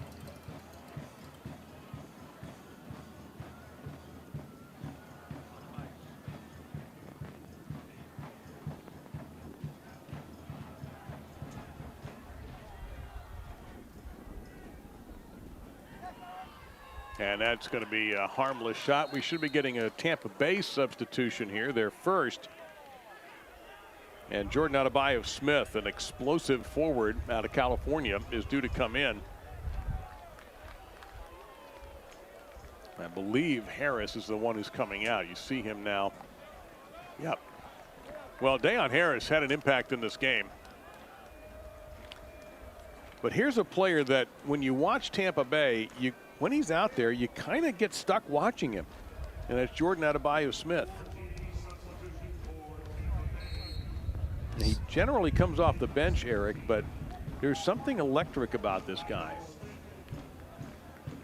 And again, we briefly discussed the injuries that Tampa Bay has incurred throughout the season thus far, and the importance of Harris. Obviously, Guinzotti scoring goals and sitting on 7 now, but as you mentioned, Adebayo-Smith has come on. There he goes, by the way, and he looks like he's got long legs that just eats up strides. And just so explosive. Yeah. And I think he's going to continue to develop and really understand, he already does, in terms of he's so good going at defenders 1v1, facing up, receiving that ball to feet, and allowing everybody else to really build up around him. Well, there's your answer, by the way, about Connor McGlynn. Meantime, Jordan Adebayo-Smith doesn't turn 20, and well, he's 20. He just turned 20 earlier this year, so plenty of time left in him. So here is an important player for this side, Connor McGlynn, and he replaces Christian Gomez, who got the start, his first of the season. So you wonder if it's just a little bit of a squad rotation. We talked about the heavy schedule coming up for Hartford, but you bring in Connor McGlynn, really a game changer here to finish up these last 16 minutes of the match. Yeah, a little too physical for Rogers on that takeaway. So both teams exchanging impactful substitutions. Some Rowdies fans made their way into Connecticut. Well, we'll tell them and anybody else that Westfield Bank is proud to support Hartford Athletic and all they do to make our communities better. Need more convenience from your bank? At Westfield Bank, you can bank your way. Learn more at westfieldbank.com. And while we're waiting, we should tell everybody that if you're on the road and you can't watch a match, you got to turn on Sirius XM FC, North America's only 24/7 source of soccer radio, with Ray Hudson, Tony Miola, the former Rowdy, Rodney Marsh, and the brand new USL All Access featuring Mike Watts and Devin Kerr every Tuesday at 7 p.m. Eastern. Fans of the USL can now listen to the best matches of the week along with action from MLS, the Premier League, and UEFA Champions League. Sirius XM FC channel 157 on your Sirius XM radio and the Sirius XM app.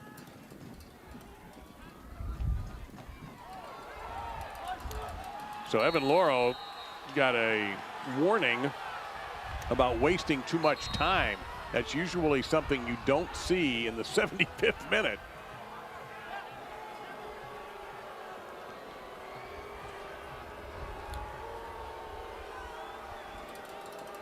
And Connor Antley has come in for Tampa Bay, replacing Sebastian Dahlgaard.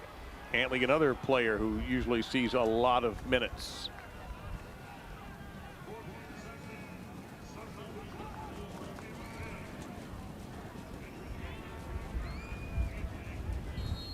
So Dahlgaard out, Connor Antley in.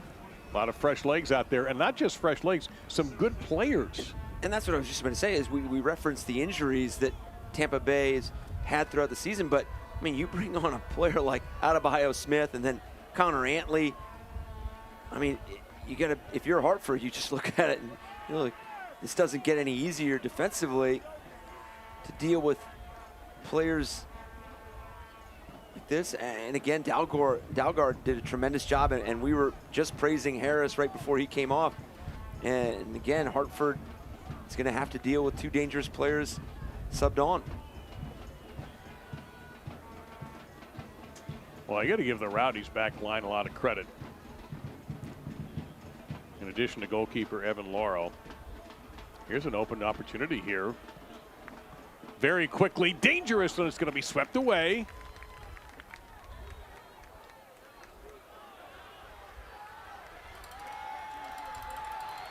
And now, Tabor Itaka racing down the left side. He's got Barrera in the middle for help.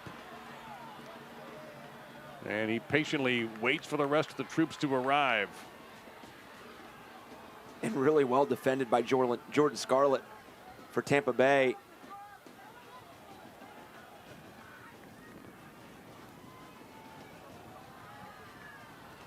Back line delivers again. Barrera.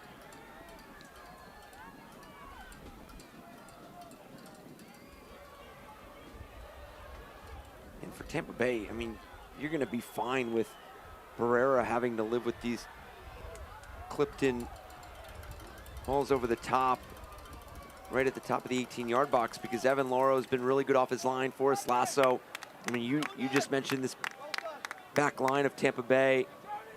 Guillen, Scarlett, Lasso. Well, look at this for medical help. How about Aaron Guillen, who's made a huge play defensively, taking care of stretching out Arthur Rogers, an opponent. Well, Rogers may have had a cramp issue there, and those just don't go away in a matter of seconds.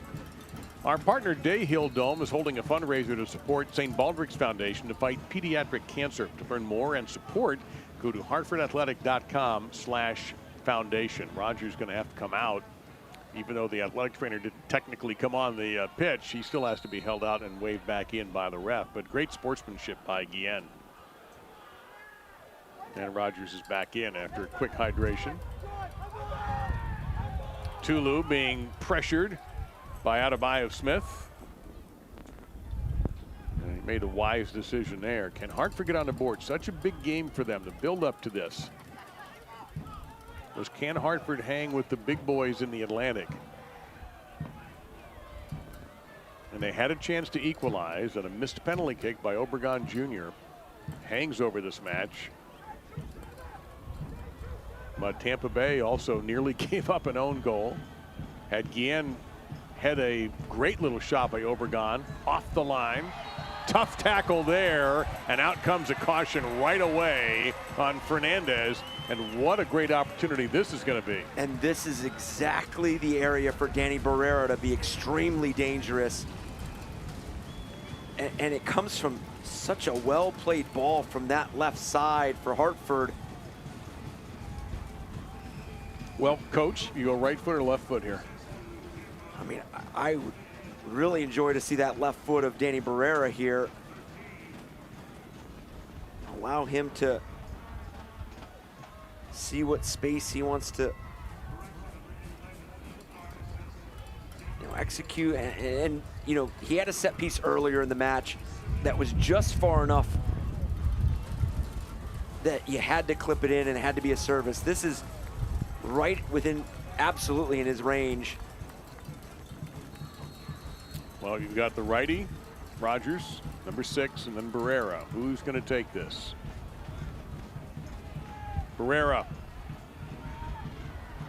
Collision around the goal mouth, and the Tampa Bay line equal to the task. We've got a Rowdies player, took a hard fall, shaken up. We have 3 players down on the pitch. 2 of them for Tampa Bay, which is the worst thing for Neil Collins to see right now. So Jordan Doherty's up. He's apparently okay, but still shaken. That looks to be number 5, the Jamaican native, Jordan Scarlett.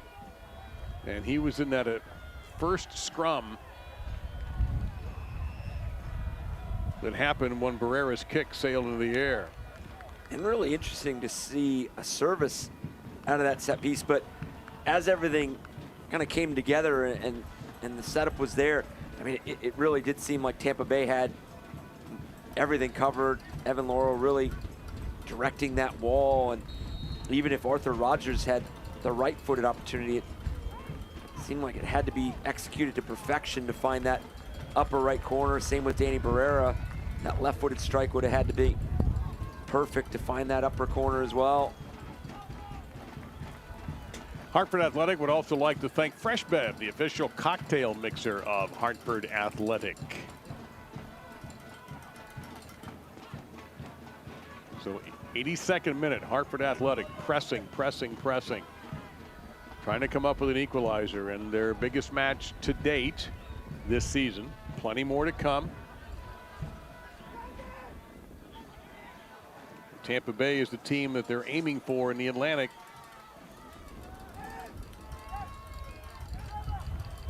Tampa Bay plays Charleston next on July 2nd, a Friday. Hartford Athletics' next match, July 4th at Loudoun United. Oh, being in the DC area on July 4th.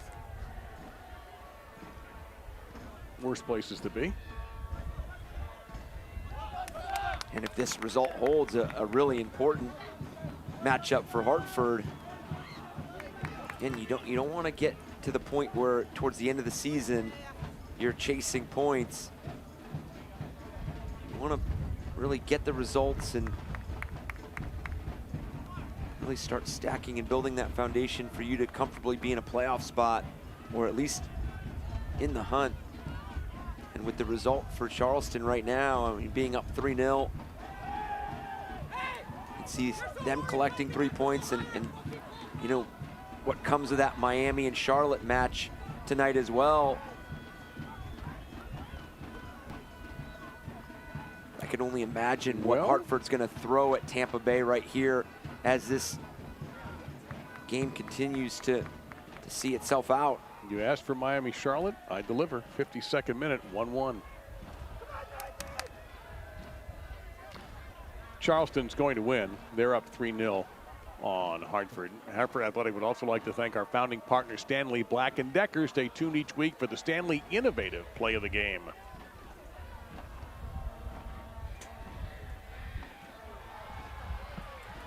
Tremendous control, but it seemed like it's one step back for every step forward for Hartford. And it looks like for Hartford, the insertion of Connor McGlynn into this lineup and into this 11 is really to hold and allowing those outside backs of Hartford to get forward a little bit more and creep forward and be really purposeful with overloading those wide areas and providing services. So really for Connor McGlynn, it's typically, you know, he's a really good holding midfielder, but he's a holding midfielder that finds really dangerous moments to go forward and join the attack. And it does seem in the moments right now, he's there to hold and provide that block right there in front of Tulu and Janjigan. Looks like the Rowdies are readying another substitution. Max Lakowecki.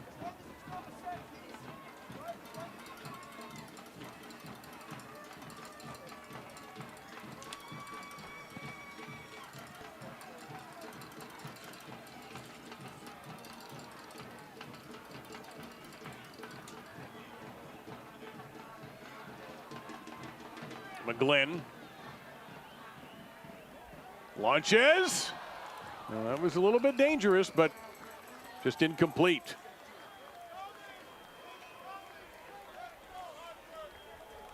Hartford Athletic would like to extend a special thanks to our partner, Conresnick.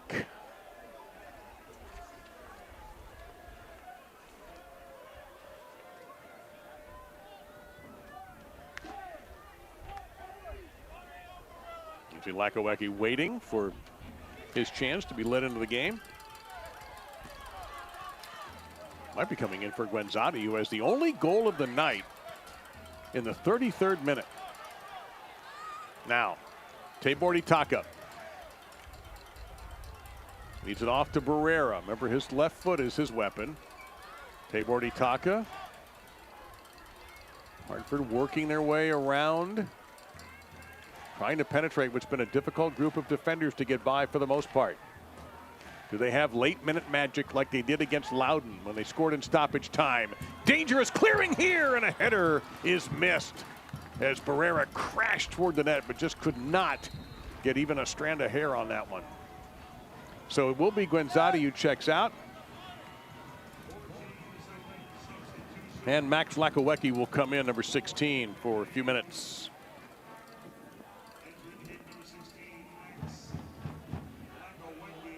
What an important performance by this Tampa Bay Rowdies side thus far, but what a performance by this man, Sebastian Guenzati. Just continues to carry this team in regards to scoring, really filling in for players that have been injured. And the big injury, the one that really hurt the Rowdies, I think, more than any other, was Steven Dos Santos, who had been playing just brilliant soccer and got hurt against Miami and only able to get 4 games in, as we see once again Arthur Rogers down with cramps.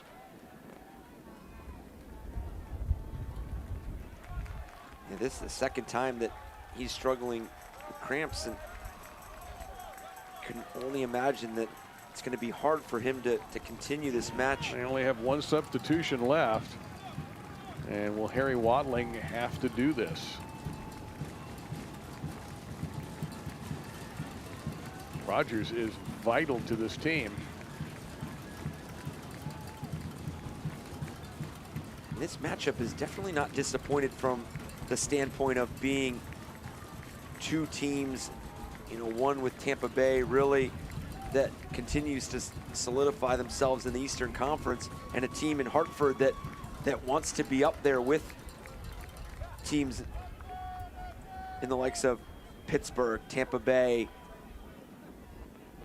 And, you know, for this game and this matchup for Harry Watling's group, situations like this, you know, are going to continue to be reference points throughout the season, where if you're down a goal late in the season and you need to find an equalizer, these are going to be moments that you reference back to, whether you found the equalizer or not. You're going to have things that you can grow and build on. Well, the interesting thing is you see Rogers just almost dragging that left leg to try to finish out this match. How much stoppage time will we receive? Meantime, Tampa Bay out of Bayou Smith. His shot is blocked by Tulu.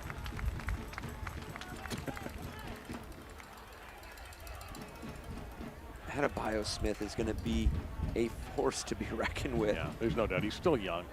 He just turned 20 in January. I mean, man, you mentioned him a number of times before the broadcast, and we were hoping to see him. Obviously, you know, Tampa Bay's really played well throughout this match, but to see him get on and really be electric. There's Fernandez working with Antley. No great rush. And you see Barrera knocking Antley to the turf. And the bad news is it's going to cost more time as Tampa Bay has a chance to set up a set piece. Not a lot of room to work with down there. 5 minutes of stoppage time for Hartford to try to get the equalizer.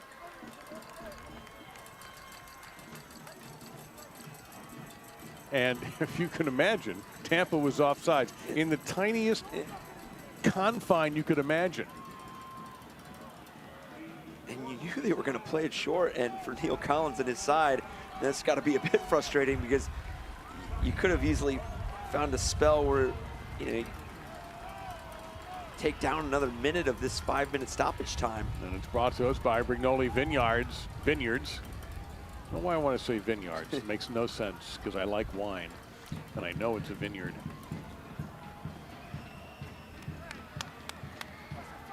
So all hands on deck for Hartford Athletic as they try to equalize. They won a game in stoppage time over Loudon. Now they're trying to knot one up in extra time. Can't get a build-up, though, and they have to be careful because if this guy gets rolling, Adebayo Smith, and he wasn't able to run that one down, but Tampa Bay keeps possession.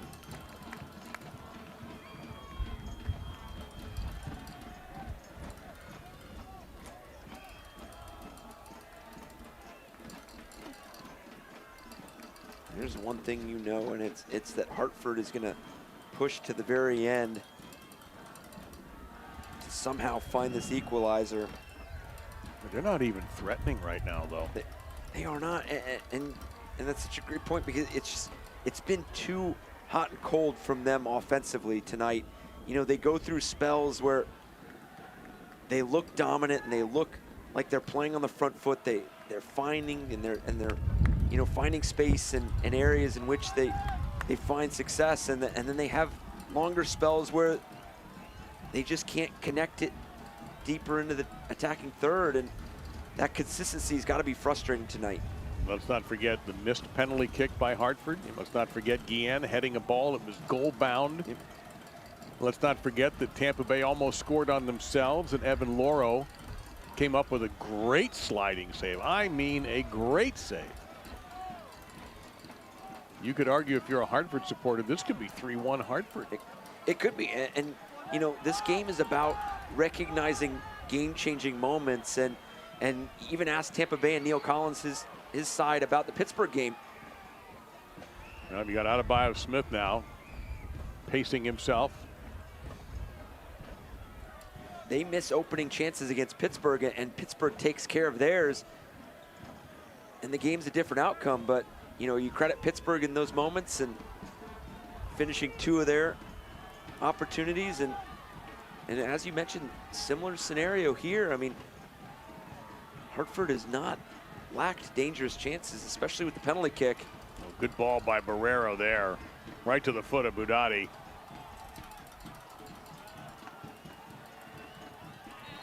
Yeah, that's going to go against Hartford. Martinez a little aggressive there, and that was an ouchie to the elbow of Guillen.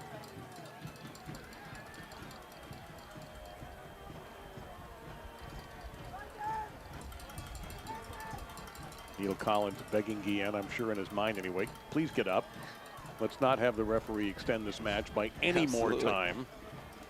That's a clear foul. You can't dispute that. And you've seen moments where Hartford has been frustrated in that final third, whether it's appealing for a foul, a handball, or they're just not getting the looks that they want there in that final third, and moving defenders and ability to unlock space. It's just been tough in those moments. So we're down to roughly a minute, maybe a few ticks more left in this match for Hartford to do something. It was a foul was called out of Biosmith, but he's going to harass Caldwell anyway.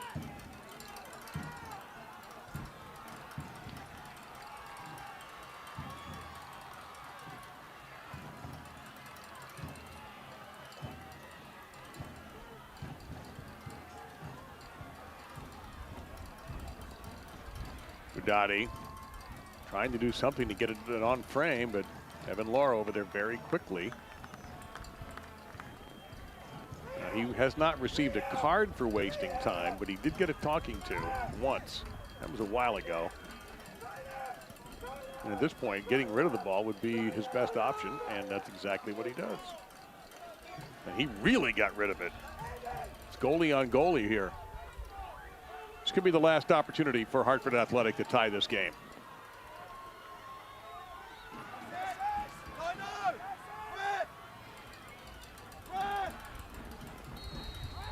And that is all. What a road win for the Tampa Bay Rowdies. 3 points for the first place team in the Atlantic will keep them at the top of the table, while a tough one for Hartford Athletic at home. Big crowd at Dillon Stadium, and they are unable to come up with a goal, and they had chances galore tonight, and they just couldn't finish and get the equalizer, especially the missed penalty kick. And this match definitely lived up to the pregame storylines. I mean, what a performance by Tampa to come into Hartford.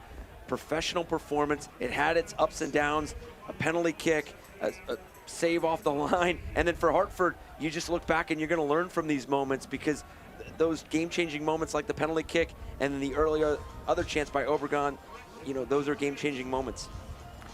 So big 3 points for Tampa Bay. We'll recap this Atlantic Division battle when we return.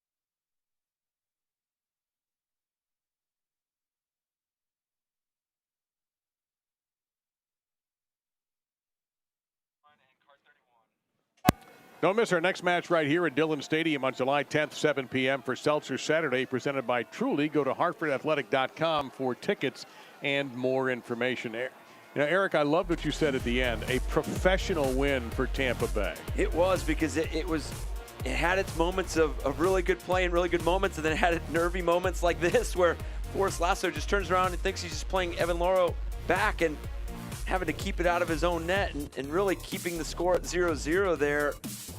Really almost scoring on themselves. And at this moment, Hartford really was not getting into much of a rhythm. And after that, you know, started to get a footing into the game. And then tremendous moment here by Tampa Bay. Good build-up play, good patience. by Dalgard. Ball gets played across, and then it's that man, Sebastian Guenzati, always in the right place at the right time. Nicholas Cardona just kind of skips up on him, and Guenzati there to find his 7th goal of the season, tied for the lead in Eastern Conference in goals. And then the penalty kick created here. Ball's going away. Tampa Bay, just a little challenge there by Guillen. Absolutely a foul. Referee got it right inside the box. And Obregon having a chance to equalize here and just sails it over Evan Loro. Again, this is I'd be really curious to hear what Harry Watling has to say, because there's so many different ways he can go with this. Obviously, he's not going to get the result he is looking for. He was outshot 10-8, shots on target favoring the Rowdies. Hartford dominated the possession, but that doesn't always mean very much. And yellow cards were equal in a pretty non-violent game, but played with great intensity, because this has an impact in that Atlantic Division race. Tampa Bay is going to wake up at the top of the table, while Hartford, just their 7th game of the season, pick up their 2nd defeat of the season. And there will be questions around the USL about, is this a viable contender in the Atlantic and a viable playoff team? That, of course, will be answered in due time. So Tampa Bay picks up 3 for Neil Collins on the road at Dillon Stadium, while Harry Watling's side could not find the back of the net. But, man, they had 3 really good opportunities to do so, to pick up 3 very big points. I want to thank our crew and certainly my partner, Eric Dobransky. I'm Dave Lamont. We hope you enjoyed this intense matchup of USL Championship Soccer. Have a great night.